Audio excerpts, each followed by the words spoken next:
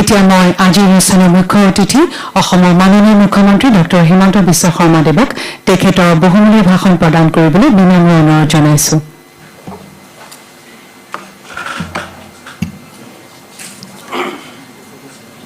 আজিৰ সভাত আমাৰ মাজত উপস্থিত অসম চৰকাৰৰ বিত্ত মন্ত্ৰী শ্ৰীমতী অজন্তা নেওগ ডাঙৰীয়ানী, অসমৰ বিভিন্ন স্থানত আজি অনুষ্ঠিত সভাত উপস্থিত অসম চৰকাৰৰ সন্মানীয় মন্ত্ৰীসকল,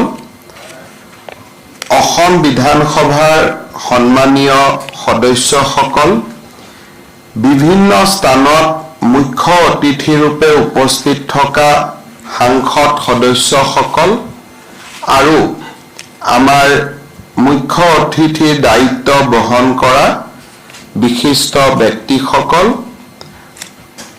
অসম চৰকাৰৰ মুখ্য সচিব ডাঙৰীয়াকে আদি কৰি আমাৰ আজিৰ অনুষ্ঠানত গুৱাহাটী আৰু অসমৰ বিভিন্ন স্থানত সমবেত বিষয়াসকল, আজিৰ সভাত উপস্থিত আই মাতৃসকল আৰু অসমৰ বিভিন্ন স্থানত সমবেত সুধী মণ্ডলী, অসম চৰকাৰৰ বাবে আৰু ব্যক্তিগতভাৱে মই আজি অত্যন্ত আনন্দিত যে আজিৰ পৰা আমি অৰুণোদয় 3 বা যাক আমি চমুকৈ অৰুণোদয় 3.0 বুলি কম, এই আঁচনিখন অসমৰ ৰাইজৰ বাবে সমৰ্পণ কৰাৰ এটা বিৰল সৌভাগ্য আমি সকলোৱে লাভ কৰিছোঁ।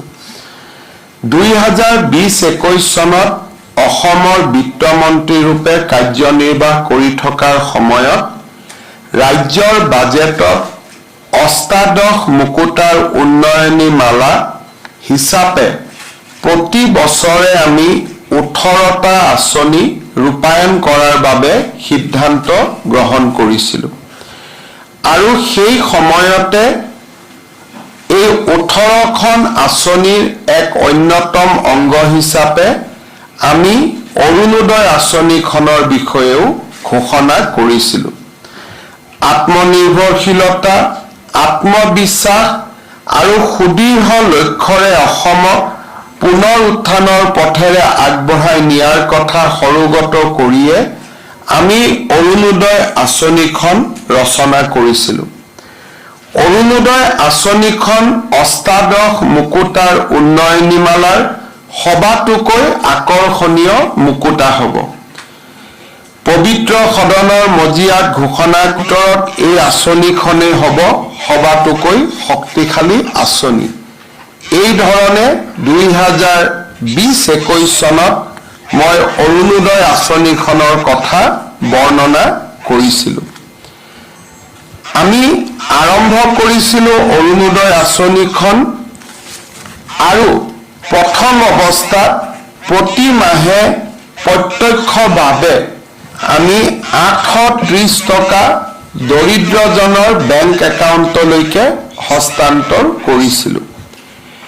আজিৰ এই মুহূৰ্তত 24.60 লাখ পৰিয়ালে প্ৰত্যেক মাহৰ 10 তাৰিখে 1250 টকাকৈ নিজৰ বেংক একাউণ্টত অৰুণোদয় ধন পাবলৈ সক্ষম হৈছে। মাননীয় প্ৰধানমন্ত্ৰী নৰেন্দ্ৰ মোদী ডাঙৰীয়াৰ দূৰদৰ্শিতাৰ বাবে অসমত আৰু ভাৰতত